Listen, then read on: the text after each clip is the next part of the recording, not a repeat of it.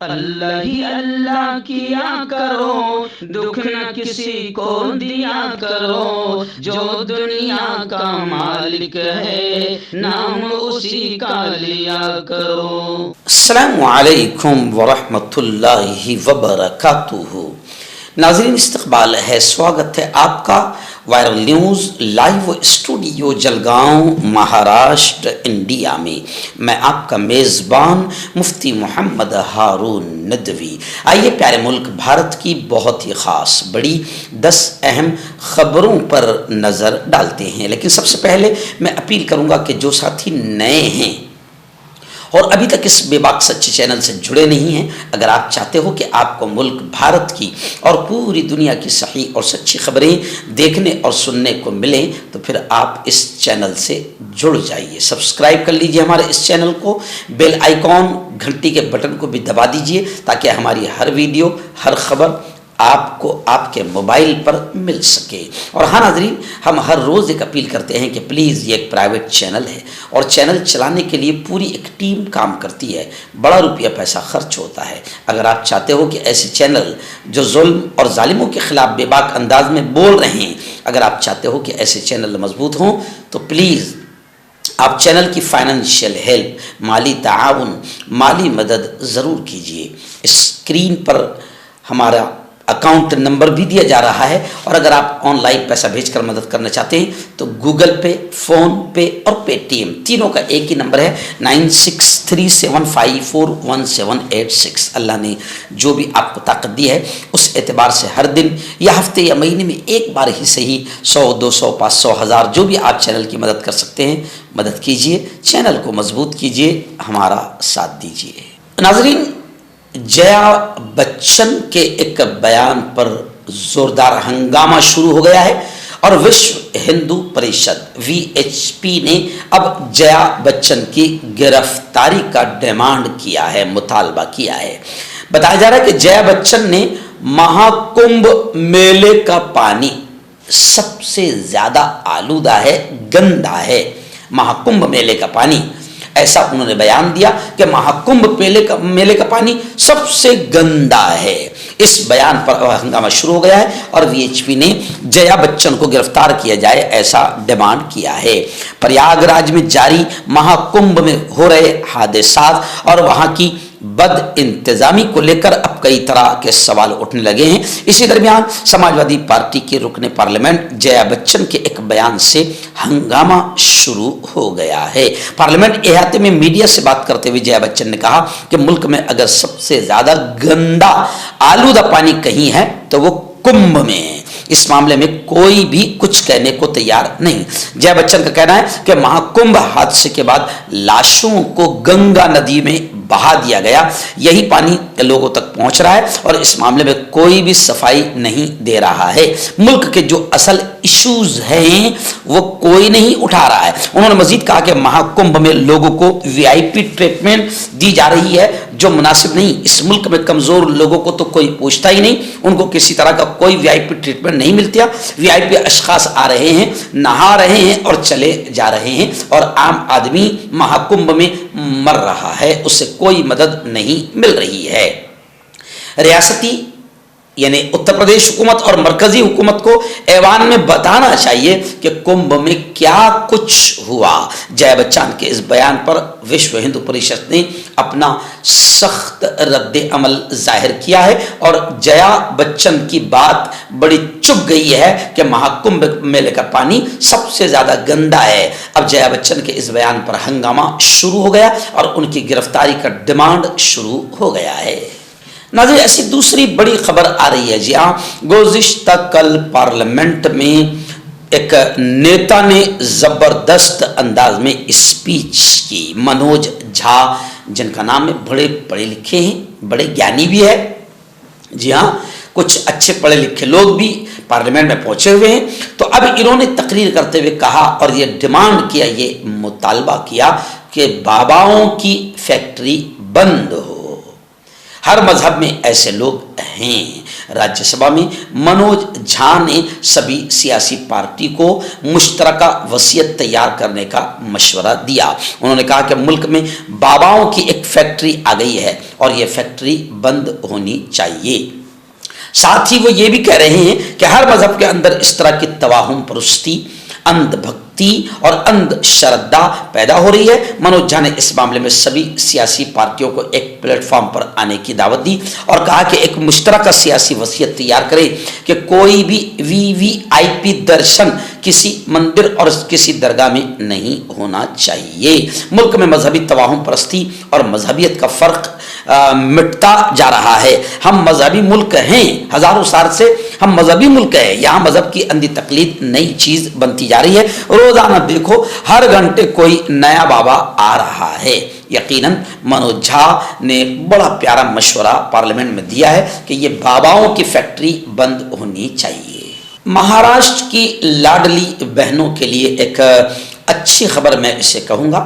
जी हाँ, बहुत ज़्यादा इस पर तनकीद की जा रही है और कीचड़ उछाला जा रहा है, लेकिन इसी तनकीद और कीचड़ उछाले जाने के दरमियान महाराष्ट्र के नायब वजीर आला एकनाथ शिंदे का लाड़की बहनों के भाई ने बड़ा बयान दिया है और कहा है कि लाड़की बहन योजना कभी बंद नहीं होगी, चाहे महाराष्ट्र की लुटिया गुल हो जाए। कई लोगों की तनख्वाहें बंद हो गई है, टीचरों को तनख्वाहें वक्त पर नहीं मिल रही, कई सरकारी कर्मचारी परेशान हो गए। हजारों करोड़ लाड़की बहन योजना में इलेक्शन जीतने के लिए डाले गए। अब इलेक्शन जीत तो गए हैं मगर अब फिक्र सता रही है लाड़की बहन योजना की। और लोग जब बोल रहे हैं कि वो इलेक्शन के जीत गए और अब किसी भी बहाने से लाड़की बहन योजना बंद हो जाएगी, तो अब वजीर आला एकनाथ शिंदे नायब वजीर आला का बयान आया है कि लाड़की बहन योजना कभी बंद नहीं होगी, चाहे स्कूल बंद हो जाए, चाहे हॉस्पिटल बंद हो जाए, चाहे टीचरों की तनख्वाहें और सरकारी कर्मचारियों की तनख्वाहें बंद हो जाए, मगर लाड़की बहन योजना कभी बंद नहीं होगी। नाज़रीन, गुज़िश्ता कल लोकसभा में हमारे लाडले वजीर आजम जिन्होंने पूरे मुल्क की लुटिया गोल कर दी है, मगर अल्लाह ने झूठ बोलने की सलाहियत और बिल्कुल बेबाक अंदाज में झूठ बोलने की सलाहियत अल्लाह ने जो उनको दी है वो किसी में नहीं है। लोकसभा में गुज़िश्ता कल उन्होंने अपोजिशन पार्टियों को ये कहा कि सरकारी स्कीमें गरीबों तक पहुंचाने में हम कामयाब हो गए हैं। अब कितनी सरकारी स्कीमें गरीबों तक पहुंची ये वही जानते हैं। अब झूठ बोलने का भी एक हुनर अल्लाह ने उनको दिया है, डेयरिंग के साथ झूठ बोलने का। तो उन्होंने कल लोकसभा में कहा कि सरकारी स्कीमें गरीबों तक पहुंचाने में हम कामयाब हुए हैं। पिछली हुकूमतें फर्जी लोगों के नाम सरकारी पैसा तकसीम करती थी। नाज़रीन, बड़ी खलबली मचा देने वाली खबर मेरी निगाह के सामने। जी हाँ, महाराष्ट्र में कैसे इलेक्शन हुआ सब जानते हैं, मशीनों से कैसे कमल खिला सब जानते हैं, क्या क्या धांधली हुई है शर्म आती है कहते हुए, मगर बेशर्म और बेगैरत कुर्सियों पर बैठने वालों को शर्म नहीं आती है। खैर, महाराष्ट्र असेंबली इलेक्शन को लेकर चैलेंज किया गया है बॉम्बे हाई कोर्ट में। जी हाँ, अब बॉम्बे हाई कोर्ट ने इलेक्शन कमीशन को नोटिस जारी कर दिया है। बॉम्बे हाई कोर्ट ने असेंबली इलेक्शन इंतखाबात को कल अदम करार देने की अर्जी पर चीफ इलेक्शन कमिश्नर और महाराष्ट्र के चीफ इलेक्टोरल ऑफिसर को नोटिस जारी किया है। नॉर्थ ईस्ट लोकसभा हलके और विक्रोली असेंबली हलके से ताल्लुक रखने वाले एक वोटर चेतन अहिरे की तरफ से दायर दरखास्त में वोटिंग में गड़बड़ी और घोटाले का इजहार किया गया है। एडवोकेट प्रकाश अंबेडकर की तरफ से नुमाइंदगी की गई आहिरे की दरखास्त में इल्जाम लगाया गया है कि पोलिंग के दिन शाम 6 बजे के बाद तकरीबन 75 लाख वोट डाले गए हैं। इस हकीकत को खुद इलेक्शन कमीशन ने भी माना है।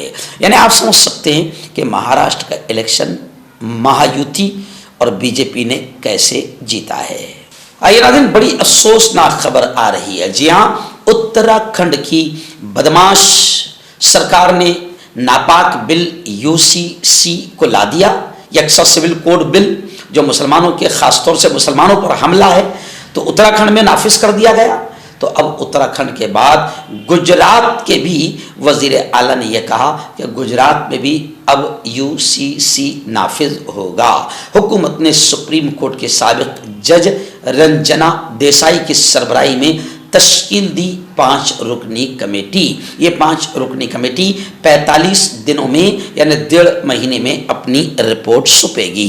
भूपेंद्र पटेल ने मंगल के रोज यूसीसी का मसवदा तैयार करने और कानून बनाने के लिए 5 रुकनी पैनल तश्कील देने का ऐलान करते हुए प्रेस कॉन्फ्रेंस में कहा कि गुजरात में भी यूसीसी लागू होगा। लेकिन बड़ी खबर यह है कि वहां पर जो अजीत पवार ग्रुप है, जो बीजेपी के साथ है, अजीत पवार ग्रुप, इस ग्रुप ने यूसीसी का विरोध किया है। इसलिए महाराष्ट्र में ऐसा कदम उठाना यानी यूसीसी जैसे नापाक और शैतानी बिल को लाना महाराष्ट्र में मुश्किल जाएगा। गुजरात में आसान है। गुजरात के लोग बड़े भोले भाले हैं और ख़ासतौर से मुसलमान बड़े भोले भाले हैं। गुजरात के मुसलमान बिल्कुल खामोशी के साथ हुकूमत के हर फैसले को मंजूर कर लेते हैं, जायज़ तरीके से भी विरोध नहीं करते हैं। नाज़रीन, एक बड़ी खबर आ रही है। जी हाँ, आप जानते हैं कि लगातार किसी न किसी वायरस का डर हिंदुस्तान में लगा रहता है, लेकिन बीजेपी के अध्यक्ष जेपी नड्डा का बड़ा बयान आया है। उन्होंने कहा है कि हिंदुस्तान में किसी भी वबा से निपटने के लिए हिंदुस्तान पूरी तरह तैयार है। राज्यसभा में सेहत और ख़ानदानी बहबूद के मरकजी वजीर जेपी नड्डा ने राज्यसभा में कहा कि मुल्क अब किसी भी वबा से निपटने के लिए पूरी तरह तैयार है और वायरल बीमारियों का फौरी पता लगाने का मुकम्मल निज़ाम हमारे पास मौजूद है। अब जेपी नड्डा के इस बयान के बाद लोग सोशल मीडिया पर मजाक उड़ा रहे हैं। वो कह रहे हैं कि जेपी नड्डा साहब, आपकी पार्टी ने जो नफरतें फैलाई है और हिंदू मुस्लिम और मंदिर मस्जिद की घटिया और नीच किस्म की सियासत की है, ये नफरतों वाली सियासत और ये नफरत वाला वायरस बीमारियों के वायरस से भी ज़्यादा ख़तरनाक है। इस नफ़रतों के वायरस ने कई लोगों की जान ले ली है। ये नफ़रतों वाले वायरस, इसका कोई इलाज और इसका कोई किसी भी तरीके से इसका कोई टीका, इसका कोई इंजेक्शन बीजेपी लाए तो बेहतर होगा, क्योंकि बीजेपी के दौर में नफ़रतों का वायरस पूरी तरह बढ़ चुका है और पूरी तरीके से फैल चुका है। नाज़रीन, महाराष्ट्र के रियासती वजीर धनंजय मुंडे जो महायुति में शामिल है, अजीत पवार गुट के नेता है, राष्ट्रवादी कांग्रेस अजीत पवार गुट के, अब उनकी मुश्किलात में इजाफा होता ही जा रहा है। खबर है कि महकमा ज़राअत में 88 करोड़ रुपए के घोटाले का इल्ज़ाम लगा है। धनंजय मुंडे के लिए परेशानियां दिन ब दिन बढ़ती जा रही है। बीड़ जिले में सरपंच के कत्ल से मुताल्लिक पहले ही धनंजय मुंडे मुखालिफिन के निशाने पर है। अब एक नया इल्ज़ाम भी उन पर आयद किया गया है। सामाजिक कारकुन अंजलि दमानिया का कहना है कि गुज़िश्ता महायुति हुकूमत में महकमा ज़राअत में 88 करोड़ रुपए का घोटाला हुआ था। उस वक्त धनंजय मुंडे वजीर ज़राअत थे। यानी अब एक नया इजाफा मुश्किलात में धनंजय मुंडे की और हो चुका है। और उन्हीं के लीडर अजीत दादा पवार ने यह कहा है कि धनंजय मुंडे की पार्टी के अंदर जांच की जाएगी और एक कमेटी उन्होंने अजीत दादा पवार ने मुकर्रर की, 1 हफ्ते के अंदर वो रिपोर्ट पेश करेगी। यानी पार्टी भी अब धनंजय मुंडे की जांच करेगी। नाज़रीन, गुजरात में बीजेपी का दोबारा बल्दियाती नशिस्तों पर गलबा हो चुका है। बताया जा रहा है कि 215 बल्दियाती नशिस्तों पर सीटों पर बिला मुकाबला बीजेपी जीती है। बाकी नशिस्तों के लिए 16 तारीख को वोटिंग होगी। दिल्ली असम्बली इंतखाबात की वोटिंग से कबल एक बार फिर बीजेपी अपने मजबूत गढ़ गुजरात में अपोजिशन पर गालिब आ गई। बल्दियाती इंतखाबात में बीजेपी ने बिला मुकाबला 215 सीटें जीत जीत ली है। बीजेपी के अलावा कांग्रेस और एएपी इंतखाबी मैदान में ही। वज़ीर आज़म नरेंद्र मोदी और मरकजी वज़ीर दाखिला अमित शाह की आबाई रियासत गुजरात में बीजेपी ने बिला मुकाबला 215 सीटें जीती हैं, जिनमें से 68 म्यूनसिपलिटियों की 196 सीटें, जूनागढ़ म्यूनसिपल कॉरपोरेशन की 9 सीटें, ताल्लुका पंचायत की 10 सीटें और ज़िमनी सीटें शामिल है। इस तरह 215 बल्दियाती नशिस्तों पर बीजेपी ने बिला मुकाबला जीत हासिल की है। नाज़रीन, उत्तर प्रदेश की एक बड़ी खबर आ रही है अलीगढ़ मुस्लिम यूनिवर्सिटी को लेकर। जी हाँ, बताया जा रहा है कि उत्तर प्रदेश की अलीगढ़ मुस्लिम यूनिवर्सिटी ने संभल तशद्दुद के मुल्जिम एसपी एमपी यानी समाजवादी पार्टी के मेंबर पार्लियामेंट जियाउर रहमान बर्क को अलीगढ़ मुस्लिम यूनिवर्सिटी कोर्ट का मेंबर बनाया है।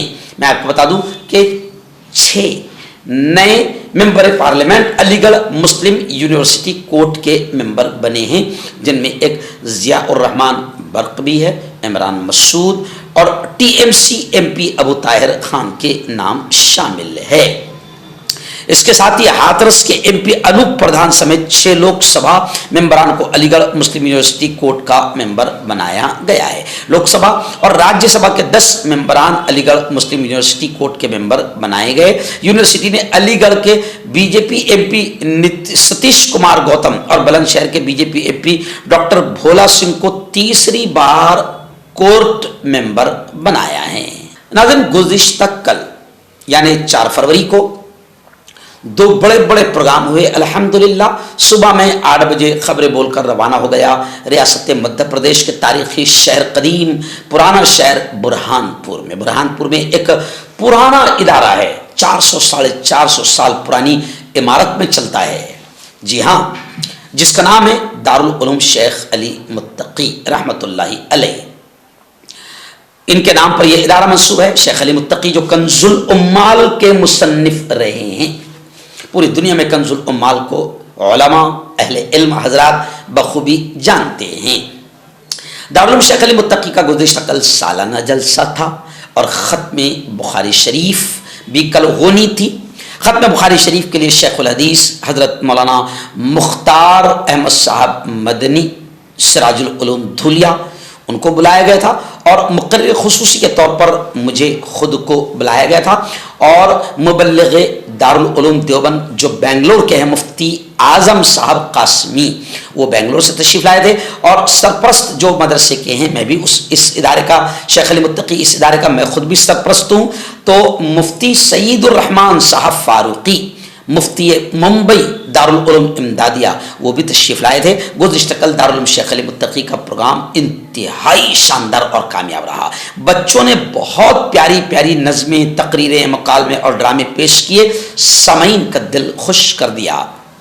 ऐसे ही मैं आपको बता दूं कि दारुल उलूम शेख अली मुत्तकी ने पिछले हिस्से में तकरीबन 32 या 36 हज़ार 1 एकड़ के करीब ज़मीन ले ली है, क्योंकि अब वो ज़रूरत है। और 5 साल पहले ली थी 70-80 लाख रुपए की ज़मीन, मगर अभी तक उसका पैसा नहीं दे पाए हैं। जी हाँ, 50-55 लाख दे दिया है और अभी भी 25 लाख के करीब गालिबन बाकी है। इसलिए मैं आपसे अपील करता हूँ कि अगर आप अपनी ज़कात को सही जगह पर लगाना चाहते हैं तो आप फिर दारुल उलूम शेख अली मुत्तकी बुरहानपुर के अकाउंट में बारकोड भी हम दे रहे हैं उसमें, और मोबाइल नंबर भी हम दे रहे हैं। मुफ्ती रहमतुल्लाह साहब जो वहाँ के जिम्मेदार हैं, उनका नंबर है 9300045086। आप इस नंबर पर मजीद मालूमात ले सकते हैं।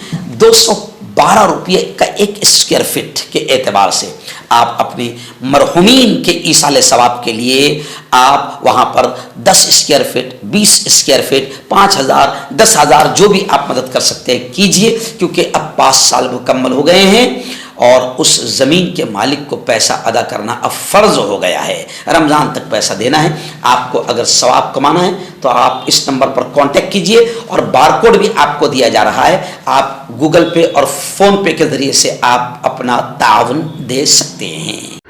मर्दाना ताकत हासिल करें 72 घंटों के अंदर, वो भी जड़ी बूटियों द्वारा। हकीम याकूब खान से कांटेक्ट करें, जो कि 75 सालों से हिकमत कर रहे हैं। इसके अलावा जोड़ों में दर्द, गुर्दों में पथरी, शुगर, खुजली, ल्यूकेरिया का गारंटी से इलाज किया जाता है। अभी कांटेक्ट। तो मैं हकीम जावेद, क्या आपको शुगर है या आपके बदन में दर्द रहता है, जैसे जोड़ों का दर्द, नसों का दर्द, गठिया वाई? इसके अलावा अगर आपको बवासीर है, खूनी वाली हो या मस्से वाली हो, और अगर आप अपनी शादीशुदा ज़िंदगी को लेकर खुश नहीं है, तो आप हमें कांटेक्ट कर सकते हैं। यहाँ गारंटी के साथ जड़ी बूटी से इलाज किया जाता है। Thank you so much. Hakim Farid, जो कि खानदानी देसी दवाओं से इलाज करते आ रहे हैं, जैसे मर्दाना ताकत, लिकोरिया, शुगर बिना अंग्रेजी दवाई, बिना परहेज के खत्म हो जाती है। इसके अलावा जोड़ों का दर्द, घुटनों का दर्द, कमर दर्द, खुजली, बवासीर, खूनी मस्से वाली, वजन कम करना, वजन बढ़ाना, तिल, मस्से, आंखों के ऊपर की चर्बी, बालों का झड़ना, बालों में कीड़ा लगना, भी कांटेक्ट।